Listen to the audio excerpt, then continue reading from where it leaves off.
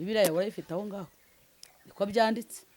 ucyuye wasenzwe nawe abasambanyi murongo wa 9 ucyuruye umugore abasambanyi ushakana n'uyu mugabo watandukanye n'umugore umugabo we umugore wakiriho nabwo ubusambanyi. hanyuma ari nkawe ntago abasezeranya cye ntago iryo kosa njye ndikora Sure. narikora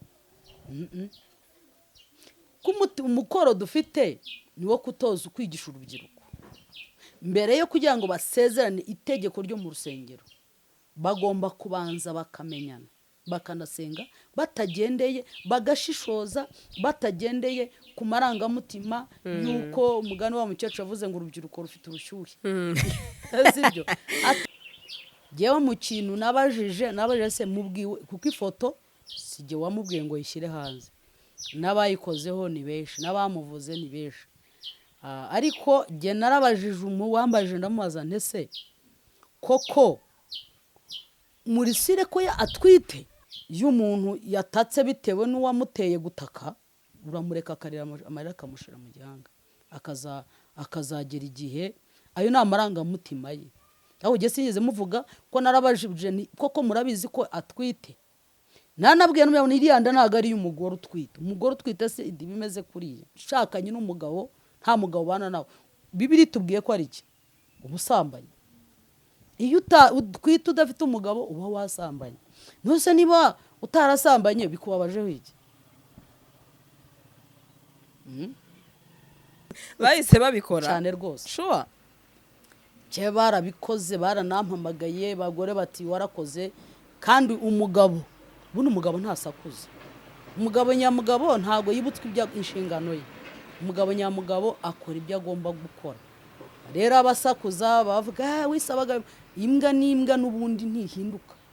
Ubwo niba utarava mu ciciro cy'ubuguka ba mu ciciro cy'abagabo ubwo ntuteze no guhinduka. Bita mutesi ati none nanjye yaranyibasiye mutesi mupfiki nambwira hano namuvuze kuki umugabo ubyaye 5 10 azaka gutereta ukiri umukobwa mutoya senga Imana igumusore umusore wawe arahari ko yari mikigabo yari mikigore mafani kubera iki muri iyi minsi rimwe na rimwe usanga hari navuga ni nko guhangana kankoresha iryo jambo njya mbana amakomenti menshi na mukanya rubyutsa binyandikira ariko mbwira uti ndi kubabazwa nuko twe tudakijijwe abakozi b'Imana hari mihangana.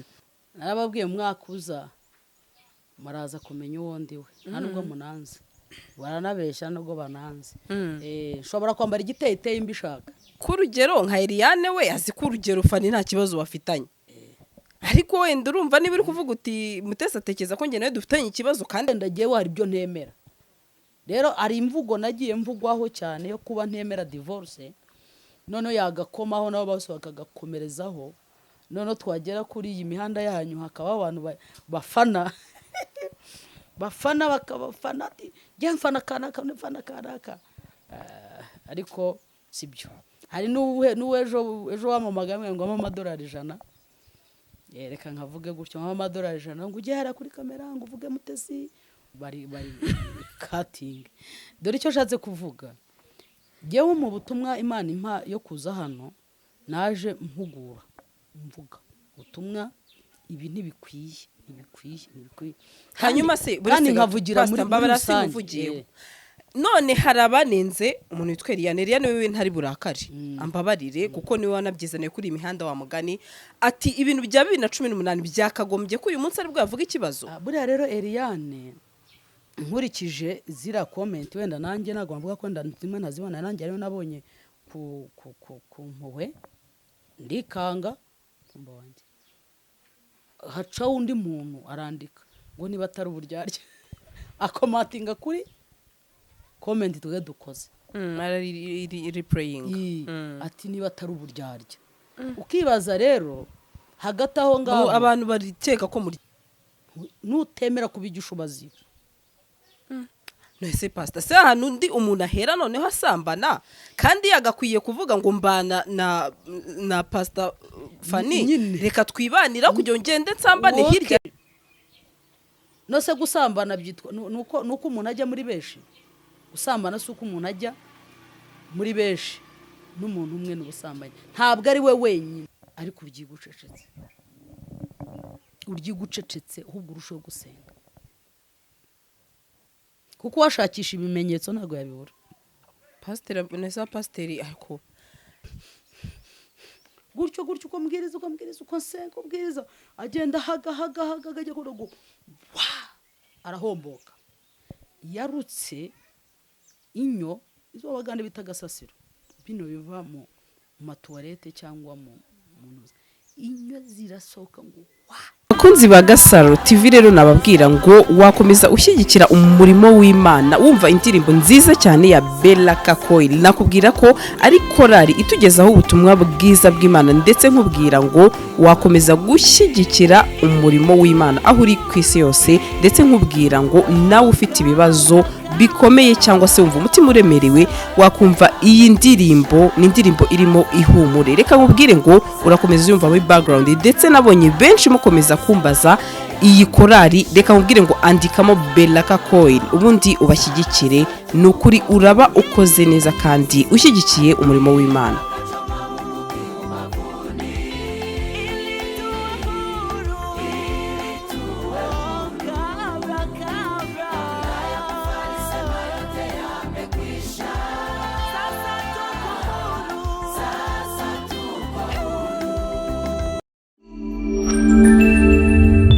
GASARO TV. Bakunzi ba GASARO TV tubahaye ikaze aho muherere mu mpande zose z'isi. Ndabasuje cyane abari mu Rwanda n'abari muri diaspora muri rusange. Turabakunda cyane kandi tubifuriza umwaka mushya muhire dutangiye, uzawutangire neza kandi urangire neza. Uyu munsi twasuye Pastor Fanny. Navuga nyuma ya comment nagiye mbona abanyandikiye tuzamutuzanire. Pastor tuguhaye ikaze. ashaka kunjyana muri ribu wowe yumfungishe. Oya mu izina rya Yesu. Yego. Oya nta uvuma utavumika n'Imana itavumye. Yego. Kandi buriya se icyaba cyose ba nta kintu kiba atari umugambi w'Imana. Nigera mbona pasiteri wacu baramufunga. Yego. Ariko umunsi bamufunze akajya muri gereza yabwirijeho abantu benshi. Yabwirizeho abantu benshi. Ku ijambo ry'Imana baravuga ngo ibisitaza ntago bizabura kuze kuhagowe uzabiza. Yego. Kujya muri gereza ashobora kuba ari umuntu ugomba kwihanirayo, ariko sibye ko nta n'icyanjyana muri gereza. Nta cyakujyana pe. Dutangirize n'isengesho. Mana yera, Mana y'icyubahiro, se w'umwami wacu Yesu Kristo, turagushimye, turakwiragije uyu mwaka kugira ngo ukomeze turinde. Shimira abantu bose bakurikirana GASARO TV.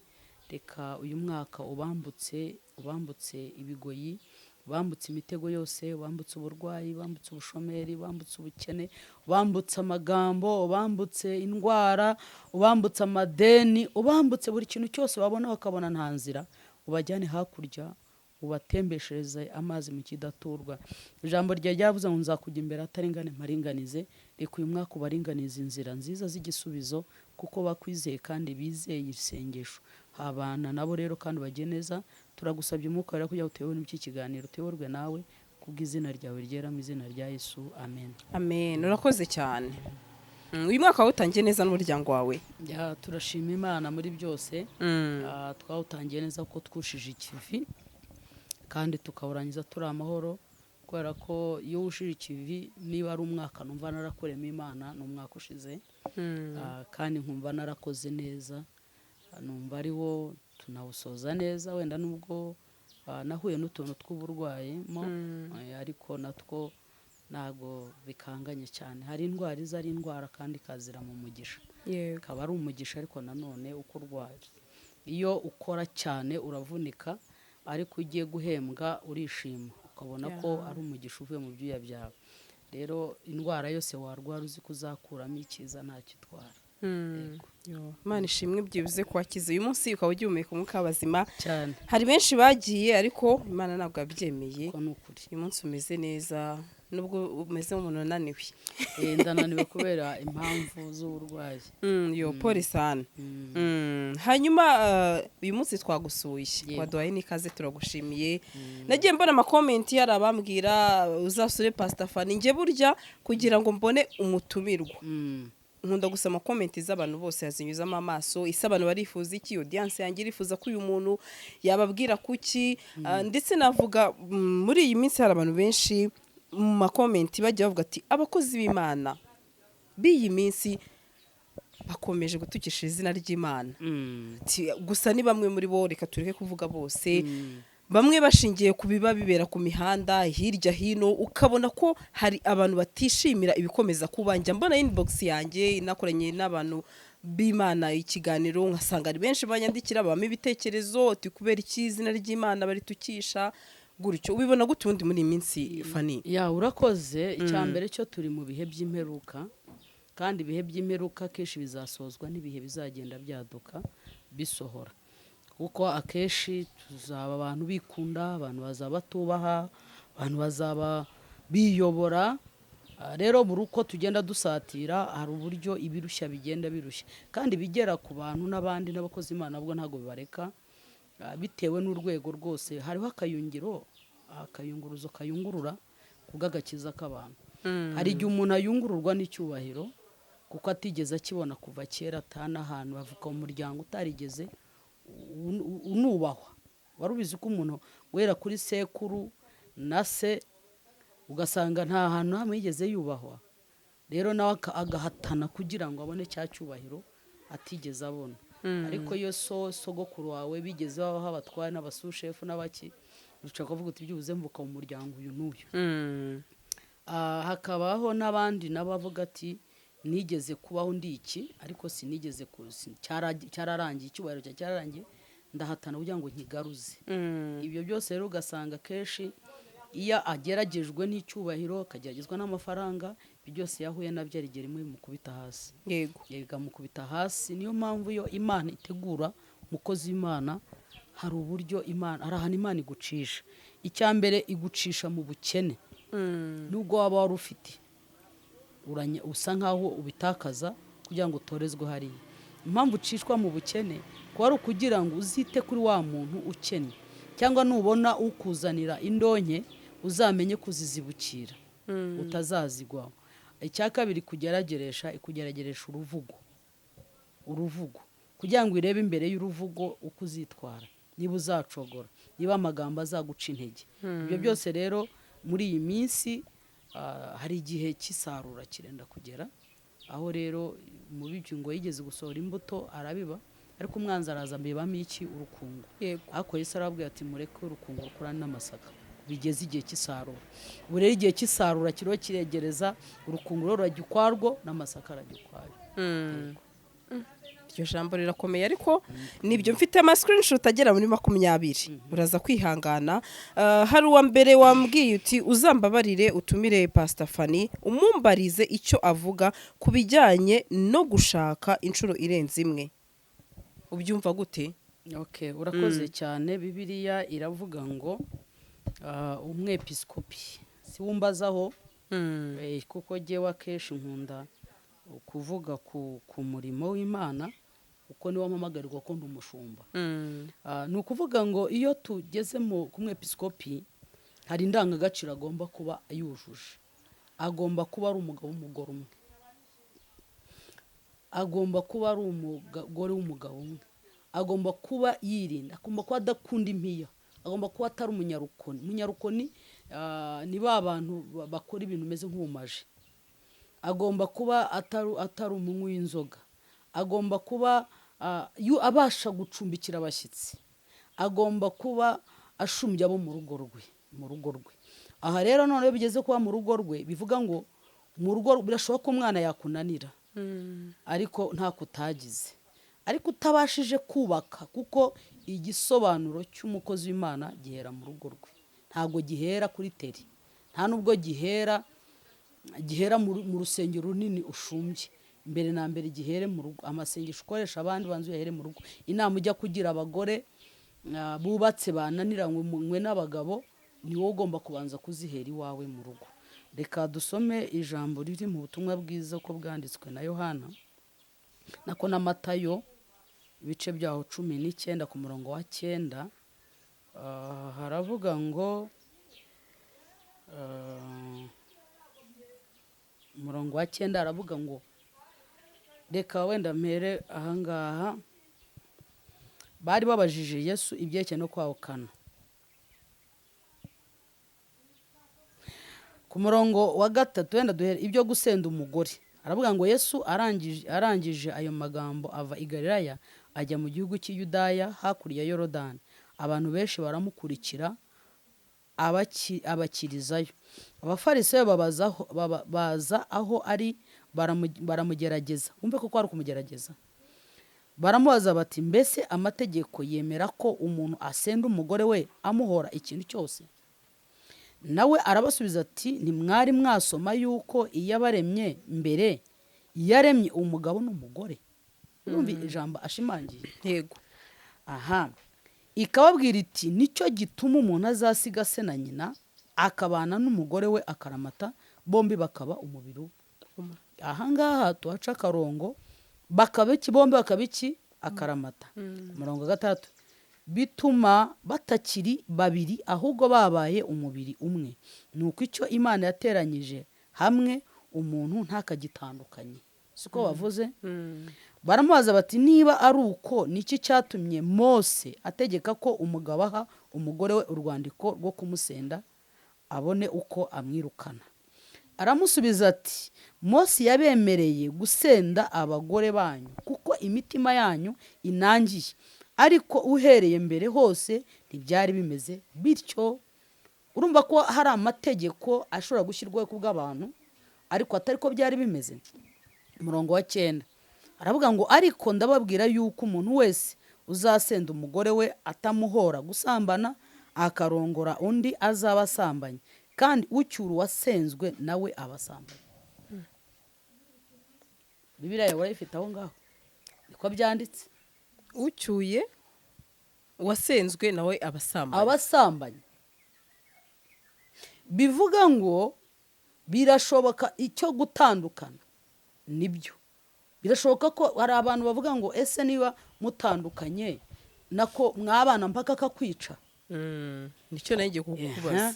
Nibyo ufashe umwanzuro wo gutandukana nawe kugira ngo urengere ubuzima bwawe. Yego. Ahangaha rero kuba ufashe uwo mwanzuro wo gutandukana nawe niwo hagaruka kutongera gushaka, kuko niwongera gushaka urabusambanya. Inzira zose wakora uzaba ugize gute? Usambanya. Kuko niba hano batubwiye ku murongo wa 6 ngo bituma batakiri babiri ahubwo babaye umubiri umwe, nuko iyo ni be yabo, nuko icyo Imana yateranije hamwe umuntu ntakagitandukanye. Aha rero niho havuga ngo nibyo leta muri leta mu murenge akatukumvikaneho abadukurikiye muve kugufana. Muciye muri leta yateguye itegeko ry'abashyingiranwa ariko ishyiraho n'itegeko rirengera igihe haje amakimbirane mu gatandukana. Si leta ariko Bibiliya twizera turimo yo ntabwo yigeze irishyiraho. Birashoboka ko watandukanye muri leta bakaguha impapuro za divorce. Nibyo pe, uremerewe gushaka undi mugore muri leta. None se uragaruka gusezerana mu rusengero, urasezerana ute? Kuko hepfo batubwiye ko ucyura uyu mugore. Murongo wa 9 ucyura uyu mugore abasambanye. Ushakana n'uyu mugabo watandukanye n'umugore, umugabo we umugore wakiriho nabwo ubusambanye. Hanyuma ari nkawe ntago abasezeranya. Cye ntago iryo kosa njye ndikora. Sure. Narikora. Umukoro dufite niwo kutoza ukwigisha urubyiruko. Mbere yo kugira ngo basezerane itegeko ryo mu rusengero bagomba kubanza bakamenyana, bakanasenga batagendeye, bagashishoza batagendeye ku marangamutima yuko umugani wa mukecuru avuze ngo urubyiruko rufite urushyuhe. Sibyo atagendeye kuko urukundo rwubaka rutandukanye n'urwa shushu be n'itundi nk'utwo. Amenye ko bagiye gusezerana, amenye ngo kwa kwigisha umubano umenye ko uyu muntu asezerana rimwe adasezera kabiri. None se Sandrine nasezeranye uyu muntu bishingiye guki igihe hano havuze ngo nuko iki Imana yateranyije hamwe umuntu nakagitana. hanyuma niwanga kumusezeranya akagenda kandi bazamusezeranya Uzamusezeranya nawe azambwira uwazamusezerana avuga gukize kuko yadusezeranye mu rusengero fika barazitanga. aha none se noneho ushobora kujya mu rusengero hazaza umuntu atubwiye ko yagiye mu rusengero bakamuha certificat ivuguruza iyo baguhaye mbere kuko twabonye ko mu murenge batanga certificat ntuzi urupapuro rw'urukiko ruko mwatandukanye. Yego aho ntago siko bimeze. Niko bimeze kuko umuntu akazana impapuro zikubwira ngo yasezeranye ngo twaratandukanye ngo dore twanatandukanye na leta yarabitwemeye. Nibyo turi mu gihugu cy'amategeko. Niba mwari inama agiye nkubwira uyu muntu aho kugira ngo ushake uyu mupasiteri ukugerekaho undi mugore kuko uyu mupasiteri uzagusezeranya ntago azagusezeranya utamuhaye ikintu kikwereka uyu muntu ntago azagenda noneho ntago azagenda ngo asezerane mu itorero rye, ntago azagenda ngo asezeranwe na padiri wamusezeranyije kuri paruwasi amusezeranyije ubushize, ntago azagenda ngo ajye gusezerana mu rusengero rwa DPR yasezeraniyemo ubushize.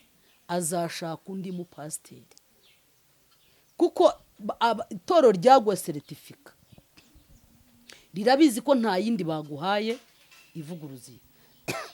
Wacyumvise? Kuko hano baravuga ngo nuko iki Imana yateranije hamwe umuntu ntakagitandukanye. Wowe urinde ugiye gutandukanya iki Imana ize gute? Aha rero niho babandanije baramubwira ngo baramubaza bati niba ari uko niki cyatumye Mose ategeka ko umugabo aha umugore we urwandiko rwo kumusenda abona uko yamwirukana. Urwandiko amagaruka bwasambanye. Ariko uyu mugore wasambanye nawe mugabo wasambanye ntabwo uri bwitore ngo umuhe urwandiko ngo uramusenda ko yasambanye kandi nawe ubizi ko wasambanye. Ni ukuvuga rero uyu ni umuhuru urwandiko rwo kumusenda. Yesu aramusubiza ngo arabasubiza ati Mose yabemereye gusenda abagore banyu kuko imitima yanyu inangiye. Kubera ko imitima inangiye muri iyi minsi abantu baro barishyiraho amategeko yabo kuko imitima inangiye, ngo kuko imitima yabo inangiye ngo ari kuhereye mbere hose ntibyari bimeze bityo. Ku murongo wa karavuga ngo namwe nawe arabasubiza ati ntimwari mwasoma yuko iyabaremye mbere yaremye umugabo n'umugore. Yaremye iki? Umugabo n'umugore bombi bagahinduka umubiri umwe. Ahubwo wowe umuntu muri muba umubiri umwe ninde? Umuntu muri muba umubiri umwe ninde?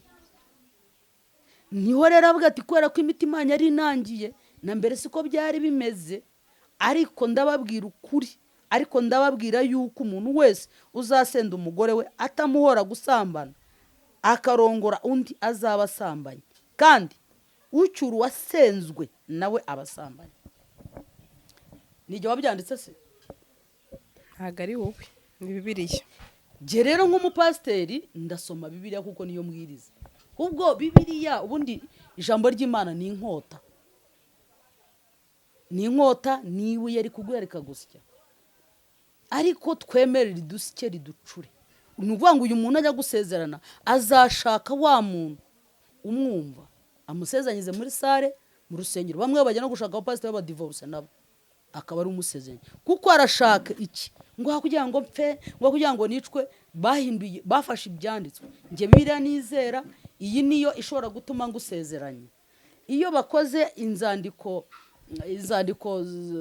impapuro dusomaho amasezerano baraguha bakakubwira ati subiramo, bagasubira ati jyewe kanaka nemeye ko kanaka umbere umugore cyangwa umbere umugabo, tuzabana mu byiza tubyaye tutabyaye, dukennye dukize, tuzatandukanywa n'iki? N'urupfu. Si mwebwe mu byisezeranira? Yego.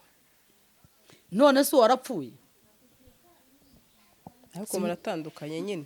Tuzatandukanwa n'urupfu. Si izo zandiko zanditse? Weka nemere ko izo nzandiko zo zanditswe n'abantu. tugeze rero igihe pasiteri wajya kurahira kugira ngo ashimangire nk'uko umunyamabanga nshingwabikorwa w'umurenge ajya kurahira afashe ibendera ry'igihugu. Uyu nawe yagiye kugusezeranya afata kuri Bibiliya akavuga ngo ni uko Imana afatanyije n'akagire gitandukanye. Abafunze indowa none iri wowe urinde ugiye gukuramo urufunguzo. aha ntago byoroshye. Ibi niko byanditse rero muri komenti. ni amahame yanjye ariko kubera ko Bibiliya ariyo nizeye ko giye nigishijwe nize ishuri rya Bibiliya nigishijwe gusezeranya icyo bisobanura ndabizi. Rero nshobora kukubwira ubundi gutandukana ni n'uburenganzira bwawe ariko wishaka kubizanamo abandi nk'uko n'ubundi ushobora gusambana ugasambana sibyo kandi ukumva ni ibyawe umuntu akagugura ntiwumve ni wowe nkawe uzabazwa ku giti cyawe ariko wishaka ko hahita hagaragara itegeko rikuburanira ko ibyo urimo ari ukuri. Yego, tekereza umwana wawe azanye umugore mu nzu yawe ati ni uburenganzira bwanjye fata icyumba cyanjye ndaramo ndagikoresha icyo ushaka ndakizana umugore ariko si we ni uburenganzira bwe kuri we niko abyumva ariko ntago ariko amategeko abivuga. Rero ubwo abaroma ibice byaho 10 turaho ibyo byose bituruka haravuga ngo reka duhere ku murongo wa mbere kuko ndashaka uwa gatatu ariko haravuga ngo bene data ibyo umutima wanjye wifuza nibyo nsabira Abisirayeli ku Mana ni ukugira ngo bakizwe. Bene data ibyo mbifuriza ni ukugira ngo dukizwe tuve mu rungabangabo. Ndahamya yuko bafite ishyaka ry'Imana ariko ritava mu bwenge. Umuntu wese muri ijambo ry'Imana rirajimije ushobora kumva wiyumvamo ugahita uvuga uti nawe nta kibazo nanjye ndiyumva. Ku murongo wa gatatu bavuga ngo kuko ubwo bari batazi gukiranuka kw'Imana uko ariko bagerageje kwihangira gukiranuka kwabo ubwabo bituma basuzugura gukiranuka kw'Imana. None niba Imana ivuze ngo icyo Imana afatanyije ntukagitandukanye ukaba ugitandukanyije. Ucyuye uyu mugore wa mbere wawe ni isezerano mwagiranye isezerano iyi ntago ryavuye mu rusengero ariko nunyonyomba ukagenda ku murenge bakagushyingira nta kibazo ni umugore wawe ko mu mategeko nta kibazo ariko nugaruka mu rusengero ntago bikunda. Kibazo rero mu rusengero bo barashaka ko nabyo babyiza. Iri tegeko rireba umukristo igihe rero wasezeraniye mu rusengero bakakwatura aya magambo nushaka undi uzaba usambanyi ushake babiri ni umusambanyi uvuga ngo uwa mbere murataruka kuko akiriho uwa mbere aragucyura ubusambanyi nawe n'uwa kabiri nagucyura ubusambanyi nawe n'uwa gatatu nagucyura ubusambanyi nawe n'uwa kane agucyure ni ubusambanyi buri gukora. Okay, reka twikomereze ubwo birasobanutse cyangwa se aho watubwiye turaza kwasoma natwe twitonze tuyungurure. Hanyuma hari ikiganiro wakoze bisa naho byababaje Gahongayire. Impamvu mbikubajije nuko nabonye posti ze bisa naho byamukomerekeje ndetse bamwe baravuga uti Pastor Fanny rwose azagerageze abe yamusaba imbabazi. Ntago nigeze muvuga hari igihe abantu bakunda kureba titre kandi ntago nabuza abanyamakuru gukora titre. Kandi n'umuntu wese burya umuntu wese ashobora kugushakisha impamvu. Jewe mu kintu nabajije se mubwiwe kuko ifoto sije wamubwiye ngo yishyire hanze n'abayikozeho ni benshi n'abamuvuze ni benshi ariko je narabajije wambajije ndamubaza ntese koko murisire ko atwite. Urumva ikibazo cyanjye uko kibaza nujya gushwitsa jya ubanza wumve. Narabaje se koko aratwite kuko umusitari ntacyo adakora. Ntego ngo nta kintu mpfa nawe nkunda n'indirimbo ze cyane ndanazikunda ariko iyo umuntu yatatse bitewe n'uwamuteye gutaka uramureka akarira amarira akamushira mu gihanga akazagera igihe ayo ni amarangamutima ye. aho ugeze sinigeze muvuga ko narabajije koko murabizi ko atwite, nanabwiye n'umwe iriya nda ntabwo ari umugore utwite. umugore utwite se bimeze kuriya, ariko arongera resista nk'uko urumbaza ate saba yatwite ari umukristo, kuko nta bukwe bwe twabonye. ubaye utwite utarashakanye n'umugabo, nta mugabo bana nawe, Bibiri tubwiye ko ari iki? Ubusambanyi. iyo utwite udafite umugabo uba wasambanye. nose niba utarasambanye bikubabajeho iki?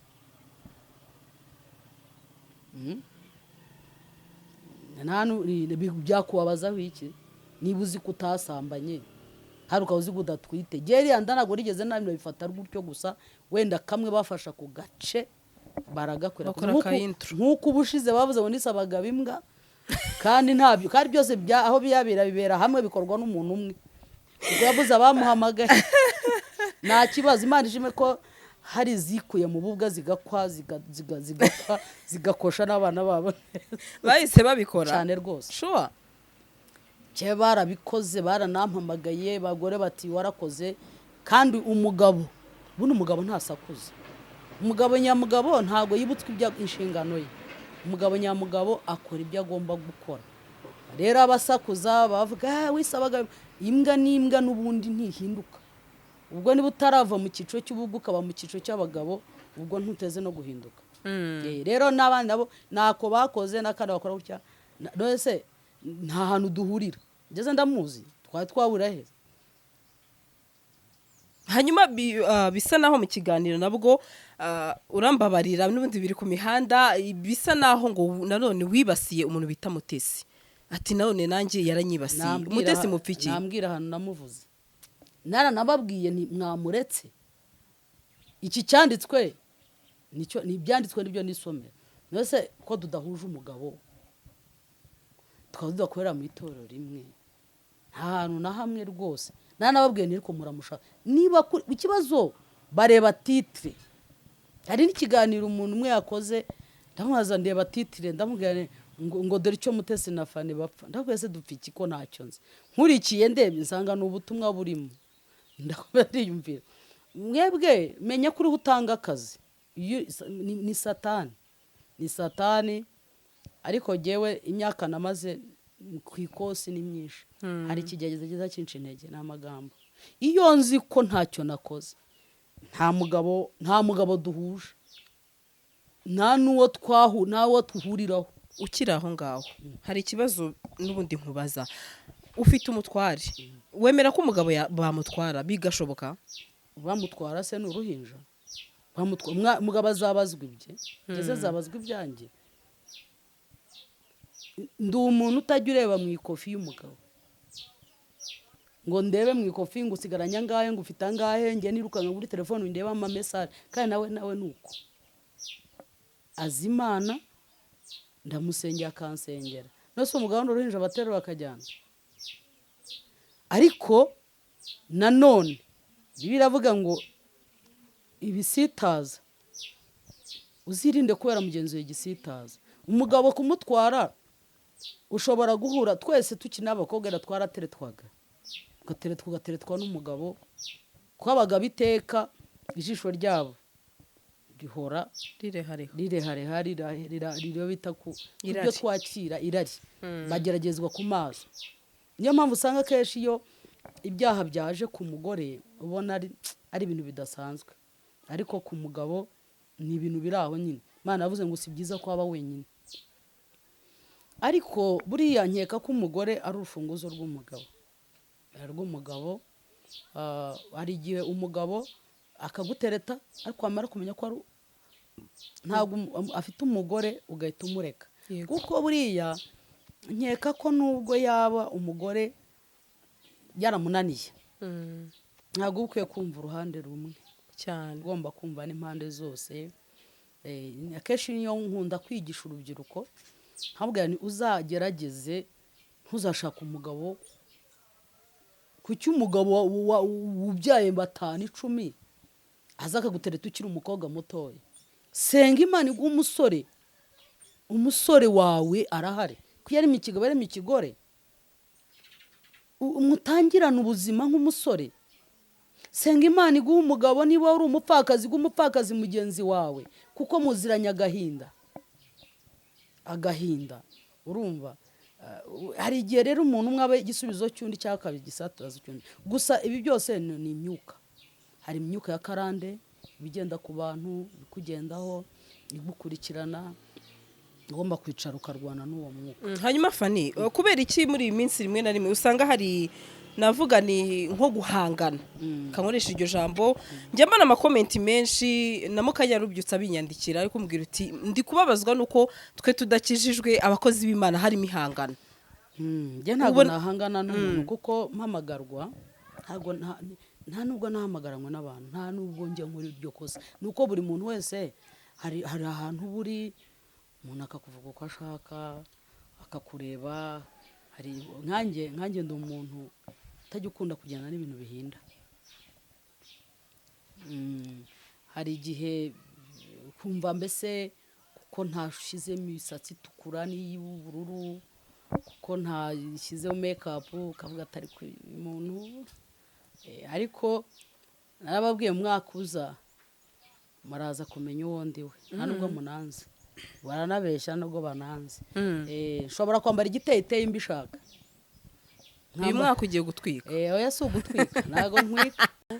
Ndi nyina w'abana. Nta kiganiro nzakora kizatuma umwana wanjye akura ngo yicuze ko kigira gute ko kivaho. Ubu umunsi abana bacu bari fieri yo ko turi abashumba bumva ari byo bumva bashaka. Ntiwatangazwa kubwira ati mpanange mbwirize. Ni fieri kuko ntarabona samusharirira ntarabona nyina musharirira. Mfata inkoni nkamukubita nkuko nkubita umwana wese nkamuhugura. Ariko ari byo ugomba gukora kwirinda kugira urinde n'abana bawe kandi ukarinda n'izina. Rero kuza kwisobanura kuvuga iki ntabwo ibyo nta n'umwanya nanabibonera. Nta mwanya nabibonera. Hari igihe umuntu akora akakurebera ngo bivugishijwe n'inzara. Nshuti nta nzara shobora kurya jyewe nkuye mu murima wanjye ariko wowe uhaha se n'usarura mukwe ni kimwe ntago ari kimwe. Nta nzara gusa wenda natatse amafaranga nk'uko n'abandi bose bafite ikigo cy'amashuri abanyeshuri bagiye gutangira dukeneye amafaranga yo kwishyura abanyeshuri batishoboye. Hari n'ibikorwa umuntu yarakoze inzara narayirenze ahubwo ngaburira abandi. Rero ntabwo jyewe mbivuga nk'umushumba. Ndi umushumba ugendera ku ijambo ry'Imana icyo rivuga. Ku ijambo ry'Imana ngo mbese nimuzi ko imibiri yanyu ari insengero z'Uwiteka ngo nuko none se ngo ntore umubiri wa Kristo nguhindure inzu y'amaraya. Ntandukanye inzu y'amaraya. Rero ni uburenganzira bwawe bwo gukora icyo ushaka no kugenda uko ushaka. Ariko ubwo burenganzira bwawe ntabwo bukuraho ibyanditswe icyo bivuga. Kandi buriya hari n'abantu benshi bakora ibintu ntibinamenyekana ariko menye ko akantu gato gusa kazagira gute kazagera kure bitewe n'ugakoze. Bitewe n'ugakoze hari akantu ushobora gukora bakavuga ati kana ko ari ugakoze nibi rwose. Niba ari ibintu maze iminsi nanavuga hari n'abantu nawe ubwo nakubwiye nibuza kumbaza kuri biriya byabariye ko nabonye ikiganiro wakoze na Eliane n'iki nuko wanyohereje comment z'ababisabye ariko ndavuga giye sinshaka kubivugaho kuko nta mwanya we ubwe azi ko mfite ikibazo ko nta kibazo ngirana nawe kuko nawe ubwe umutunguka amaza ngo azaho ntuye nawe. Nese kubera iki Fani none uwo muntu we atekereza ko Fani bafitanye ikibazo? Nta uzamubaze ahubwo anaguhe ABCD y'ahantu duhurira uzakubaza hano kuko urugero nka Eliane we azi ko urugero Fani nta kibazo bafitanye. Ariko wenda urumva niba uri kuvuga uti Mutesi atekereza ko njye nawe dufitanye ikibazo kandi ntacyo nuko wenda ntago nzi bishoboka ko ari nk'ukuntu mwigize gukomana imitwe. Oya nawe umubajije akubwira ko nta hantu twahuriye. Hano nahuriye na Mutesi twajyanye mu butumwa bwiza inuzi Gisenyi tubanaho tutandukana tugenda. Ahandi Mutesi yigeze kuza kubwiriza iwacu ntanamutumiye harabwiriza ariko yaratarashaka kuri mugabo wa kabiri harabwiriza piraho Mutesi mukurikira kuri social media nawe ubwe arabizi ko gira neza nyikurikira Eh. anatanga comment. Gira neza ndayikurikira atanga comment. Urumva nta handi rwose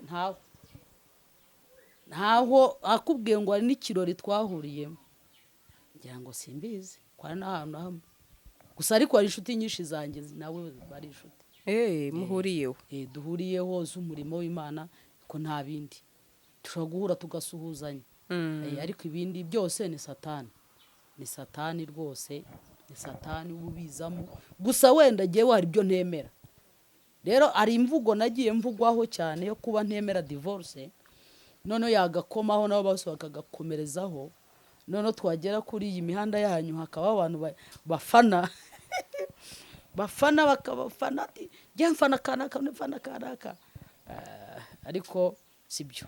Hari n'uwejo wamamagaye ngo amadolari 100 reka nkavuge gutyo amadolari 100 ngo ujye hara kuri kamera ngo uvuge Mutesi ngo uburyo ari umukozi w'Imana mutavuga se ko Mutesi nawe nabure nawe ntahantu ndamuvuga mwibiki kubera iki ari wowe yaciyeho fani ntago mbizi nizo zose namwe ntago mbizi umukozi w'Imana ese ndajya kumusobanura kandi undi ari umukozi w'Imana ndamusobanura se mu buhe buryo ni umukozi w'Imana.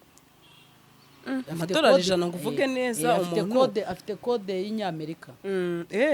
Uwo muntu afite kode y'Inyamerika ni umukozi w'Imana. Ubwo ni cyari nk'ikigeragezo kuri wowe niko twabifata. Ntago ari ikigeragezo 100 amadolari 100 amadolari 100 akaba ari ingerageresha. Aya we ni ibyiyumviro bye ni ibyiyumviro bye ntago nabyita ko ubwo bivugwe yuko cyangwa se tubifate ko hari abashobora kugurirwa kugira ngo bamuvuge neza. Ntago mbizi ko ntago mbizi je ndivugira ibyo ngibyo ntago mbizi nabo babaye bariho nubundi nabyo baba bafite bavuga ariko baramuvuga neza sibiki nibiki baramuvuga nabi se ho ngo uramuvuga nabi ngo wunguke iki. Oya ariko pastor sinzi ushobora kuba ejo arabanye comment nakoherereje muba mugomba guhugurana sibyo se wa mugani ushobora guhugura umuntu udatutse umuntu utavuze nabi ariko burya guhugurana biba ari ngombwa sibyo se nkuko ejo Eliane yavuze ati yongwe ati wenda hari ibyo yavuze ati ni nkuko fani nawe hari ibyo yavuga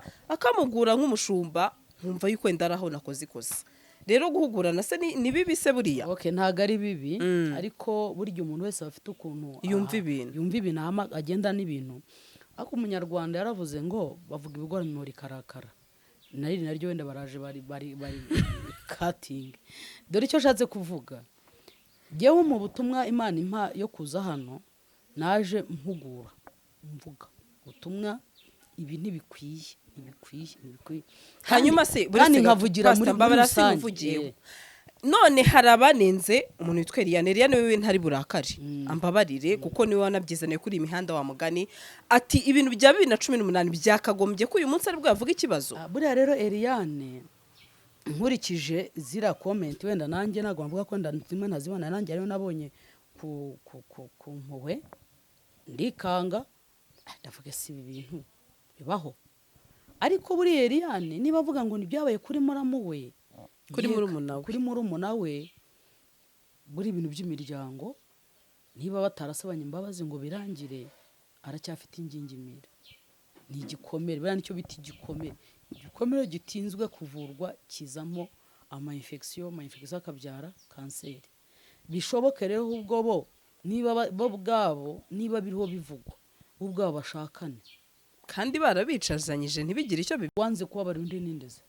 Urumva we ngiye hari ukuntu abifashe nkanjye urumva niba Mutesi yateye intambwe agafasha Eliane kujya kuvuza umwana ashobora kuba ari nka step yarateye kuba yavuga uti sorry niko nge mbyumva wenda ariko waravuga uti niba atarerura nsaba imbabazi avuga uti narabahemukiye ati na n'uyu munsi mba numva nkibabaye.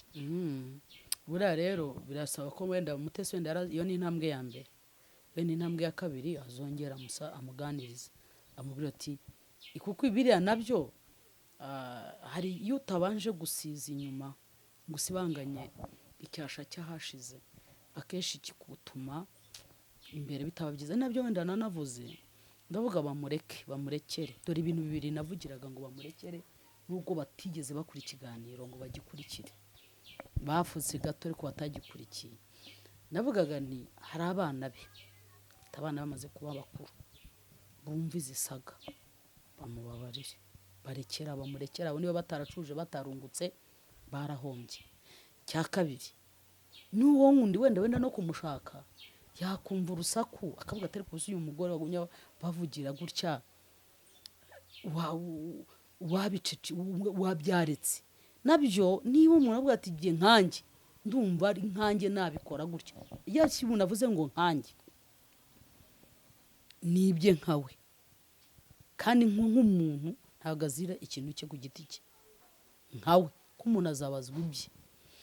Numva kugumya wenda byarangira kuko n'uyu mugabo ejo nawe akavuga ati si uyu mugore wari bavuga gutya na gutya ndarababwira baranambaje bati se abamukundaga nabwo buriya uwakwanga uwo yakundaga none abatamukunda abataramukundaga ntibamukundaga n'ubundi nakomeza mukunde ndibuka ari comment nanditse kuri gira neza nambwira nturakoze mushumba nuvuze neza aranansubiza ngo urakoze mushumba wanjye.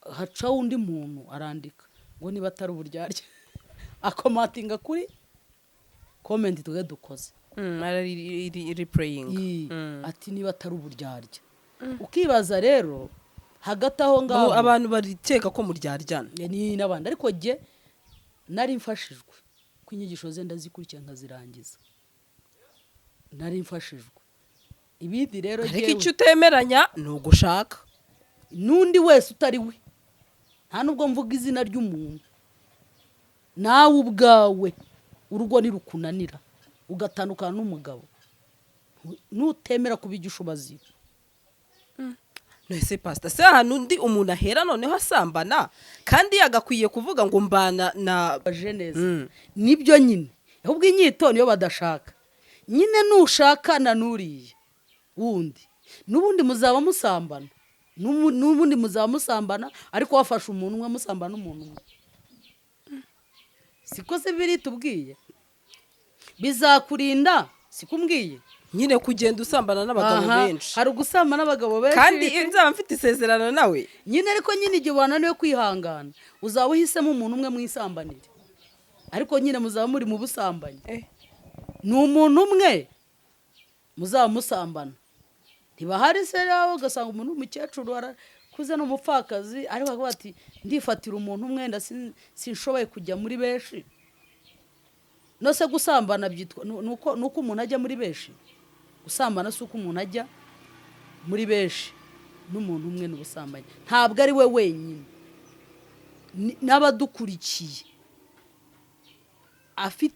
afite uwo muziro nta nubwo ari nawe rwose ijambo ry'Imana turadusoma ntabwo ryandikiwe uyu ntabwo ari we ryandikiwe abantu bose bari mu isi basomerwa ibyanditswe nibo bagira gute nibo ryandikiwe. Hanyuma nk'umushumba nihe nama rero bagira n'ababyeyi uri umubyeyi navuga yewe buriya rero n'ikintu nanagira inama abantu bose iyo umuntu akora ikintu nkawe ku giti cye ntasakuza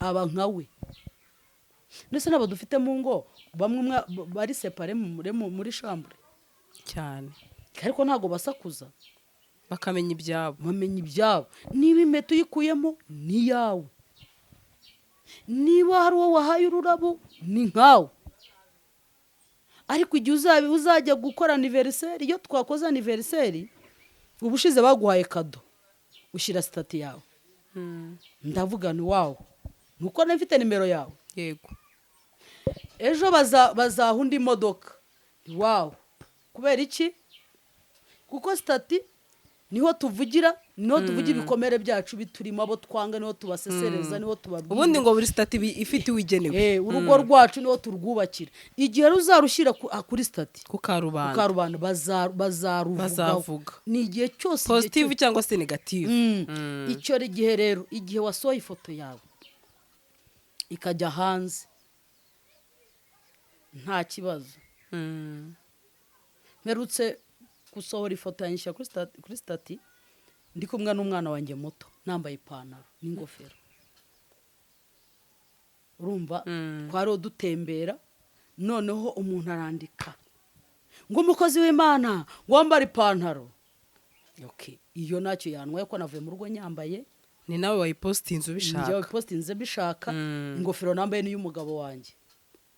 Okay, kuki mwambarana n'abagabo? Ikibi nuko najya gutira uw'abandi. Ariko nanatiye uwanjye ntacyo bintwaye. Aha undi arambwira mushumba wambaye neza urabere ahubwo reka nze nkugurire. Ntabwo nzi ko amapantaro yambaye nzakugurira ipantaro. Rero hari abo bikiza, hari abo bidakiza. Buri muntu wese afite uko yumva ibintu. Uko yumva ibintu, wihangana, wijya kuburana.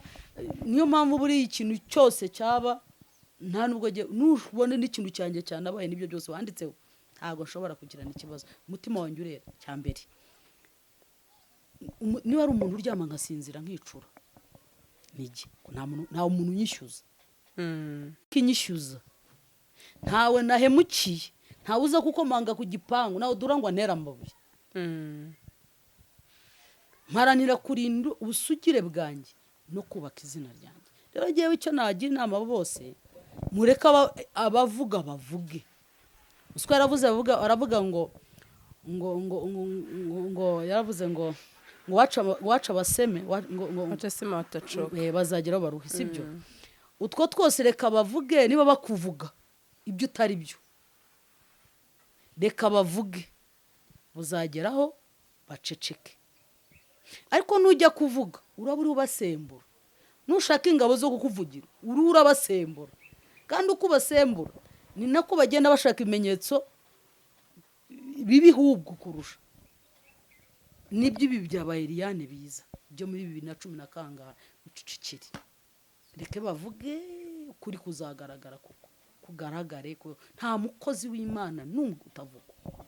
Kuko uzahagurutse bajya kukuvugira nabo babacenshure. Kanaka kucya muvugira ni iki kuri we? Kuki kanaka avuga iri ni itsinda ryishyize hamwe kandi byose bigenzuye rimeze gutya na gutya. Nyamara wicecekeye twahawe umwuka wera. Umwuka wera utunihira iminiho. Umwuka wera uturenganura. Umwuka wera ajya abasha kudusobanura. Umwuka wera akwemeza icyaha. Kandi niba ari icyaha nacyo upfukame. Ko nta muntu udakosa. Ariko hari ibyaha biba birenze. Rero ahubwo ni igihe cyo gusenga. Ni kuki pasteur bamuvuga gusamba. Reka wese umugabo ashaka gutereta atabizi ko n'urugero nyine wubatse cyangwa se nawe ukamwemera utazi ko yubatse. Ndabizi rwose ibyo ngibyo bibaho. Niyo mpamvu uvuga ngo iyo ari ishuri ugiye kuryiga ryige. Ariko uryiga ucecetse. Uryiga ucecetse ahubwo urushaho gusenga. Kuko washakisha ibimenyetso ntago yabibura. Neza pasiteri ariko isumbwira gutyo biransetse. Neza pasiteri si wenda sinavuga bose ariko abenshi cyangwa se bamwe muri bo hari abasambana. Ahubwo nuko runaka n'uwo yamenyekanye. Nibyo mvuga sibyo. Nanjye ndavuze nti intambara zo kukuvuga sibyo. Cyangwa impamvu bisakuza. Baba barebye umuntu titireye. Bakavuga kuki yavuzwe hiki. Wabyumvise? Suko batabikora nabo ngabo bamuvuga benshi n'abandi kwa mutera n'abagiye nabo barabikora. Bafashe umugore bazanira Yesu bafasha asambana. Banaje bamubwira ati dore mwigisha uyu mugore tumufasha asambana. Yesu arabitegereza ariko bari bazanye umugore ntago bazanye umugabo. Arabitegereza ababwira atari kubundi utarakora icyaha amutera ibuye. Akomeza kwiyandikira hasi. Bahanga bavuga ko kuri yandikaga byasobanuraga ko ngo buri muntu wese yagiye kurasana nawe yagezeyo. Nawe yarabikoze. Bivuga rero ngo iyo uzi wowe ubwawe ko umutima ujambo ry'abantu ngo n'umutima utagucira urubanza utinyuke. Tuza ubyihorere nta mvura idahita. Hanyuma Eliane we wamugiriye inama nk'umubyeyi. Eliane nashake MUTESI basabana imbabazi buntu bwabo bafite ibyo babize. Ariko rero tukibaze se wamugana imyaka inishize imbabazi zanze gutangwa ni nyinshi. Buriya ntibazagushuke. Hari igihe abantu baba bafite ibintu byabo ariko ibyo bintu byabo bikaba biraho ese bigasemburwa n'ikintu kimwe. Ko niba yarayanditse comment akandika mu kiganiro Serena yari yakoze nkeka ko hari ibyari bimaze igihe bivugwa kuri mwene data. Ibyo bimaze igihe bivugwa kuri mwene data ngira ngo wenda yicaye avuga ati harya uyu we biti, ati harya uyu nguyu we biti, noneho bikaza burya impamvu arwanirira umuvandimwe. Icyabakiza ni uko habaho gusenga, habaho gusenga, kandi ari uburyo gusenga ukiyambura ibintu, ukabyiyambura ugakomeza umwaka, ugakomeza. Ibi byose ni imyuka kugira ngo udindize umurimo w'Imana, ni imyuka kugira ngo uce intege umurimo w'Imana, abakozi Imana bagirweho n'icyasha, bagire gutya, ntabwo bikwiye. Ni ugusenga cyane. Ndabona iby'iyi minsi ntabwo byoroshye pe, ntabwo byoroshye. Iby'iyi mihanda wa mugani, umwe aracukumbura, ejo umwe agacukumbura fani, undi agacukumbura runaka, ariko navuga ikiruta byose wa mugani ni imbabazi. Ntabwo uburiye wanze kuvugwa heze mu nda. Ni imbabazi, ukavuga uti n'ibintu byarabaye, umuvandimwe wanjye asohoye n'umugabo, reka mbabarire mbohoke, si byo se? Kandi byaranarangiye, habeho guhindura, umuntu arwanirire n'izina rye, arwanirire n'izina rye. Namwe rega murazo ati kanaka bivuze gutya, nawe ngwino bivuge gutya, kandi nabwo ndajya babwira mu bareke nyine bacuruze nabo babunguke. Oya ntabwo bari gucuruza, nese baracuruza wigizona, none se ko okay babyakorewe aho ngaho mu rwihisho, bikaza hagaragara. Abagaragara rero mujye mumenya abantu b'Imana ko abo mujyari za kamera ziba kamera, babandikira, babitaho, ejo bakita ku bandi, bakabandikira nabo ubwabo. N'utwo twose tuba turaho, ariko ujye mumenya ko yakira ni ikintu gikorerwa hagati y'abantu babiri, nta ntuzi bihari, nta kamera ibihari. Mu mahoteli se nta makamera abaye, ku buryo oya hoteli barinda izina ry'umukiriya wabo, ntabwo babikuramo, ntabwo mbizi. Niko kuko hari igihe hari umuntu wagiye gufata umugabo we, bamubwira ati ntabwo byemewe hano, genda umurindire hanze ya hoteli yacu, ati ubundi nasohoka mubivugana, atari ko hano ntabwo twakubwira ngo ari mu cyumba iki n'iki. Ati ntabwo ari umuco waranatakaye, ibintu byose byagiye hanze kandi bitari bikwiye. Uriya hari ibintu biba biraho, ako ni akantu kari aho, biba biraho, so wamenya niba ari n'ukuri ari ukuhe. Ni ugusenga ukuraho kuri. Wenda Eliane baravuze ukuri ko ariko Mutesi ntabwo ukuri ko yakuvuze. Yaravuze ejo ndi nibwo yavuze ati igiti cyera imbuto icyo batera amabuye, nabyo kandi ati kandi burya ngiye nzakomeza nkore, bo bazaguma aho ngaho, nabyo kandi we nakomeze yikorera ibindi biveho rwose. Nanjye niba ari inkuru maze no guhaga bibarekera aho ngaho rwose, mwadukana izindi, urumva, mwadukana izindi. Abanyamakuru mujye mureka tuvuge, sibyo? Kuko Fani reka nkwibwirire, njyewe hari igihe muturenganya tunasuhuza, hari igihe umunyamakuru aza akavuga ikintu kandi cyaje kuri iyi mihanda, ntago wabwiye Fani ngo uzana iki kintu kuri iyi mihanda. Nanjye aho ngaho ndabashyigikira. Niba rero bije ku mihanda, hari igihe rwose bamwe nabo ushobora no kukwikoma, wenda ati se kuki abanyamakuru bamvuga. Niba bizanye ku mihanda se twebwe nibyo bavuga, ni ngo inkende uko igenda izamuka ku bwambure bwayo bugenda bugaragara. Rero ko ikintu watahisha iwawe, urumva, ibanga wananiwe kwibikira, ntabwo uzaribitsa undi munyamakuru. Nyine muvuga ko ari we. Oya ariko igihe byaje narwo mbacira urubanza nyine. Oya pastor, hari akantu wagana n'umunyamakuru ku ruhande, ibyo biba ari ibanga, si byo se? Ariko niba byagiye ku mihanda ukabona ati urugero pastor Fani yaguye mu cyayi, iki n'iki n'urugero, kandi biri ku mihanda yose, umunyamakuru ntakivuga ntuzamurenganya. Cyo rwose agomba gucuruza, si byo? Ariko umunyamakuru umwongorera uti gasa, ati burya wenda ati iki cyayi kiri iki gutya, ati nukusenga cyane ukacyumva hanze, umunyamakuru azaba atari umuntu mwiza, kuko ibyo nago mwabiga byagiye ku karubanda, si byo se? Nukuri mujye mutubabarira mwokabyara. Ndabizi ko binabaho, hari n'uburyo ugomba kuganira, ukaganira n'umuntu kandi ukabuzi ko ikintu kivuze nkawe, ukabuzi ngo urakivuze, ijambo ntuzarihindura. Buriya iyo utangiye kuzukaza icyo wavuze ejo ukongera ukivuguruza, uburyo ncabiranya umunyamatiku. Ariko niba uzi ko ikintu ari ugomba kugisohora, gisohore nkawe, kuko yo muri iyi minsi yo uvuze hari abagabo babaza, Bibiliya ivuga abagabo kuko ariko bivugwa, ariko bashobora no kuba abagore b'indarikwa, bita bakanyakazitereyemo, bashyushya inkuru, gashyushya inkuru akava ku gasara akajya he ati naha ndaje mbivuge naje mbivuge wari aracuruza ariko iyo ni imyuka imutera gucuruza.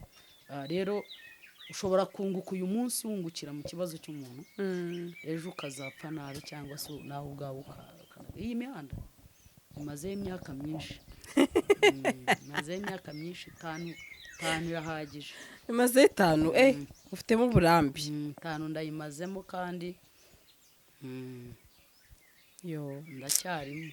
Utanze inama nziza nk'umubyeyi ati ikiruta byose ni imbabazi. Ni inama nziza cyane iyo abantu burya bafitanye ikibazo nanjye twakigirana n'undi twakigirana ko biba byiza iyo abantu baganiriye ibintu bakabikemura bakemura ibibazo. Niba we arasabye urashoboka ko wenda ushobora guha umuntu impano kuko ari mu bibazo ariko utigeze urenzaho mbabarira. So ngubu umugabo wawe mwamwagiranye amakosa akakuzanira umwenda nta jambo akubwiye ngo mbabarira ukawambara umva wishimye, biba ari ikibazo biba bikikurimo mu mutwe. Iyo ni imponga. Tumenye ko kandi iki kintu ku banyarwanda bibaho impande zose, ukumva ngo sinaca bugufi ngo ngusabe imbabazi, ntago bikwiye.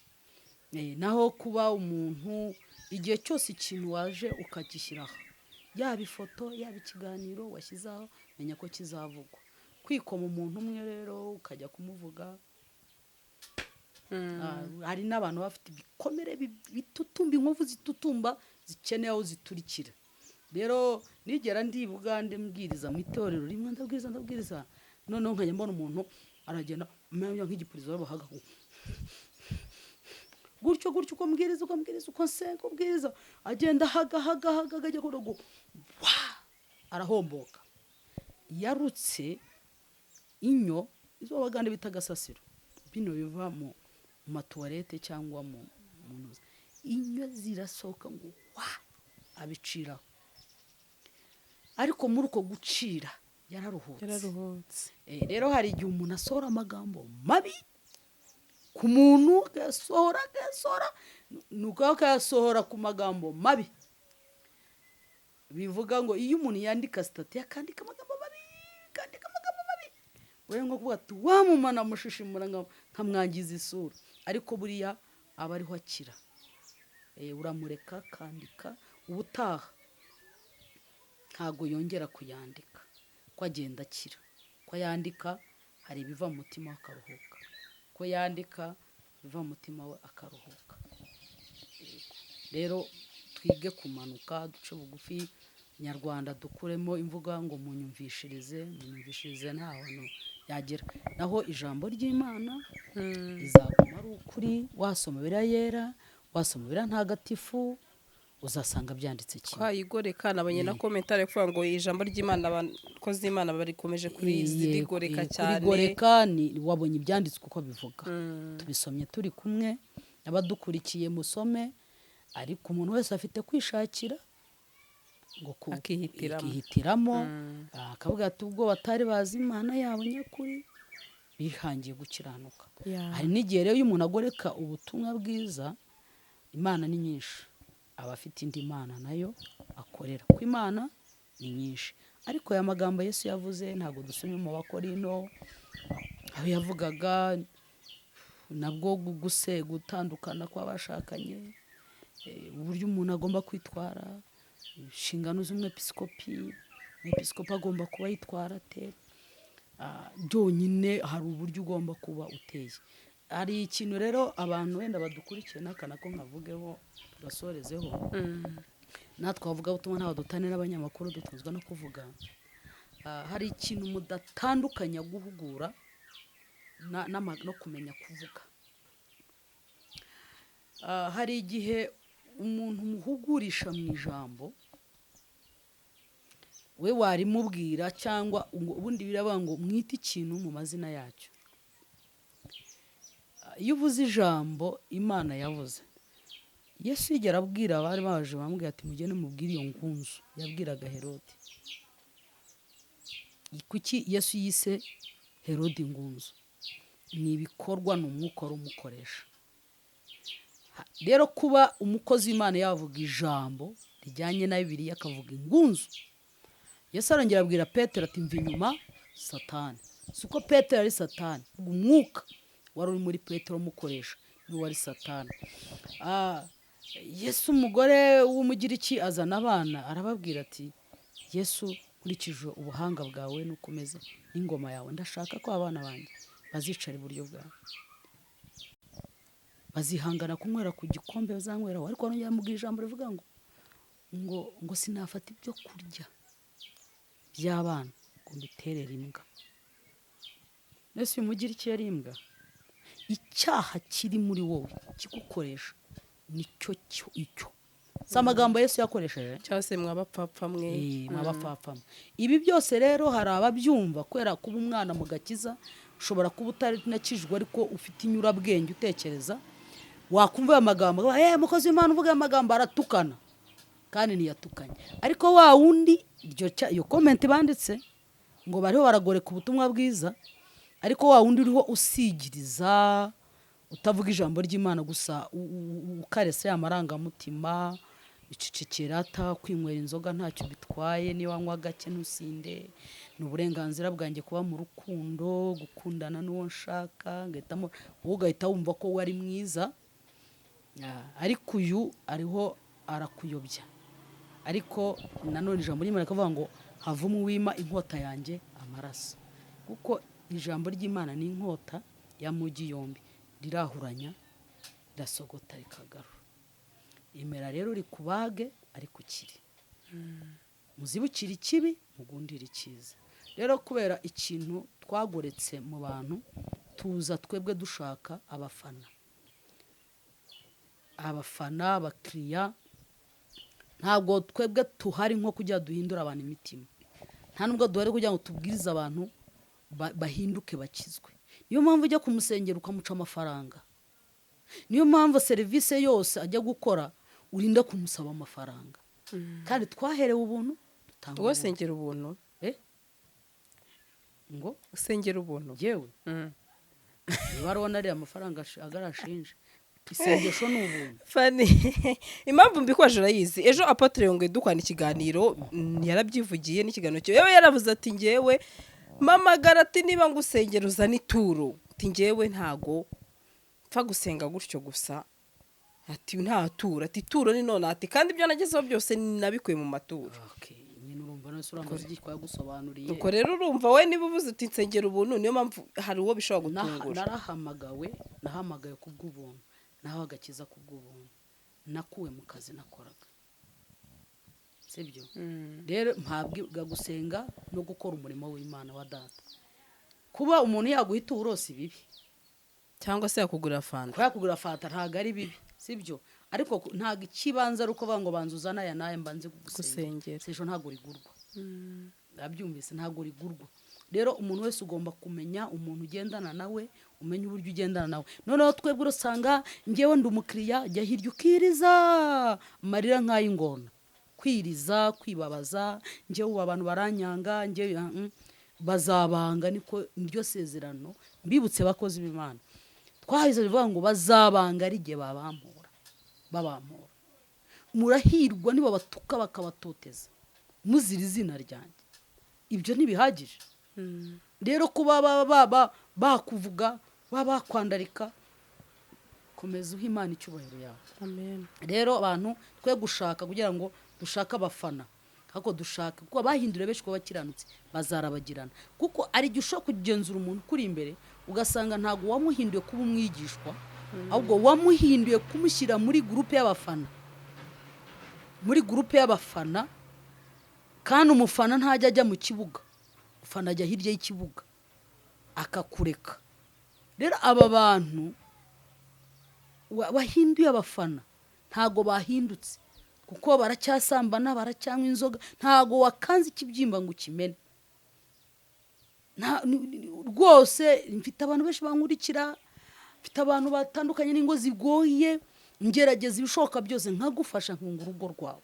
Hanyuma kuvuga ngo Pasteur murimva Pasteur nimva ziki ngomba mushyinguramo ibyaha byacu ibyaha by'abantu. ariko buriya baravuga ngo kuko impamvu nyikoje arabacyumvisha ukunde mbona muri comment nabwo bavuga kuri iyo ngo ati ese burya bati kumbi ntibago mwibeshya ata pasteur muri nimva koko ubona mbese hari ubundi buryo abifashe niba bakubajije abakozi b'Imana ni ukuvuga ngo buriya baravuga ngo niba umugombozi atabasha kwigombora ubugombozi bwe bwa bumaze iki bivuga umukozi w'Imana aho avuga ngo nimva nuko yakira bya byifuzo yakira bya bikomere bya babantu iyo rero ubwabo utahindutse ni nawe ikibazo kivira rero buriya urakoze kumbaza ako kantu iyo ukubitanye n'umukozi w'Imana utari delivery gukuje gukoreshwa deliverance ntabwo ari bugukore deliverance ngo umushinguremo amapepo yawe y'ubusambanyi bamwe hari ibintu bakora biturutse ku byo abantu babashyinguyemo bakakuzana imyuka y'ubusambanyi ugashiduka nawe kuriho iri gusambanya uri watewe n'uwo mwuka hakaza imyuka y'ubukene akubwira ubukene ugasanga nawe burakwadukiriye ariyo mpamvu usanga bamwe na bamwe banga gusengera abakene bagasangira abafite kashi kwavuga ngo ubukene butazangwaho nanjye butanjyaho nimva kuko niyo mpamvu usanga kenshi bisaba ngo uyu mushumba agire nawe undi mushumba uko baje kuvida ibikomere byabo muri wowe nawe uba umaze gukira ibikomere nawe ufite undi muntu ubisukaho niyo mpamvu usanga uyu munsi muri iyi minsi abakozi b'Imana bamwe rero baranywa inzoga bitewe n'uko bahura n'ibintu byinshi stress z'abantu bababwiye kaba yakwizeyeho iki ati nimona Sandine afite imodoka ndamusengera ndero ndamwaka miliyoni utayimuhaye agakanura kuko yari yamaze kuyibarira naho ari buyirire icyo gihe rero azakwatura amagambo mabi gusa kwera bya bikomere afite ko ntiyigeze yomorwa dufite abantu bibirara mu murimo w'Imana ko ntiyigeze arerwa ntiyarezwe n'ababyeyi ntiyazi igitsure cya se na nyina ntazi n'icyo mu itorero ngo yihangane itorero utihangane mu itorero ngo bakwicaze ntubwirize uririmbe bakuvuge nabi nurangiza ukatuva reka nigende ngiye muri itorero buruko uva mu itorero ujya mu rindi njya nkunda kubwira abantu umugore cyangwa umukobwa uhinduranya amatorero n'ingwa azazihinduranya kweki iga kuba ku kikaraye rero niba uri umushumba ariko dufite ikibazo araza agahita yahura na wowe ati mbonye ubwiriza neza mbere umubyeyi wo mu mwuka ariko ntabwo uzi uko abayeho niwe uzasanga rero abantu bahuje imico n'imyuka ugasanga iyo myuka ntayo urumva rero izo mbaraga zose ziraza kubera ko uyu mukozi w'Imana ari imva zigita zijya muri we nawe zikamunaniza niyo muzabona bamwe bajya ku mugaragaro ari giba byabaye birebire byagiye ku mugaragaro ku mukozi w'Imana yafashe umwana runaka yatwaye umugore w'abandi bakamwandika mu binyamakuru bagatoroka butabaresha batorotse cyangwa se n'umugabo w'abandi gutyo bagatoroka bakagenda urumva rero batorotse nuko abafite icyo yakwepo gasanga umuntu atorotse afite dossier ntafite ya genocide ntafite na banke yambaye n'igihugu kimushinja ikindi kintu gusa arabundabunda iyo ngiyo ariko afite ibyo yakoze aho ngaho yasize akoze ibintu bitari byiza rero nabwira abadukurikiye mureke gufana ntufane kanaka hanga amaso Imana yawe ukizwe umara amazi usenge ushaka Imana abari sengera abari kuri Gasaro mwese nta n'umwe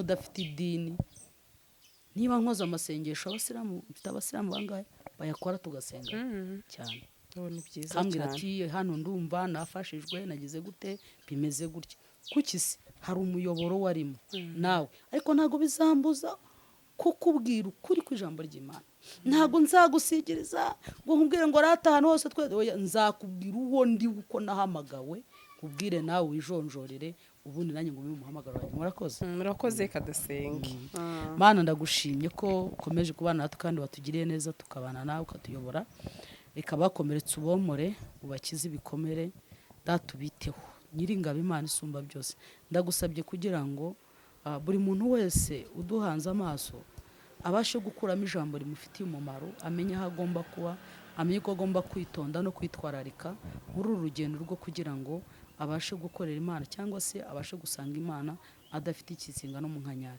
turi mu isi dufashe igihe mu ntambara kandi turandura, turanakosa, turacumura, ariko imbabazi zawe zihoraho. Nta nubwo tudefanda icyaha, ahubwo duciye bugufi twihana dusaba imbabazi bw'ibyaha kugira ngo tubabarirwe. Urakoze, icyo ni cyo mu izina rya Yesu, amen. Amen, urakoze cyane. GASARO TV.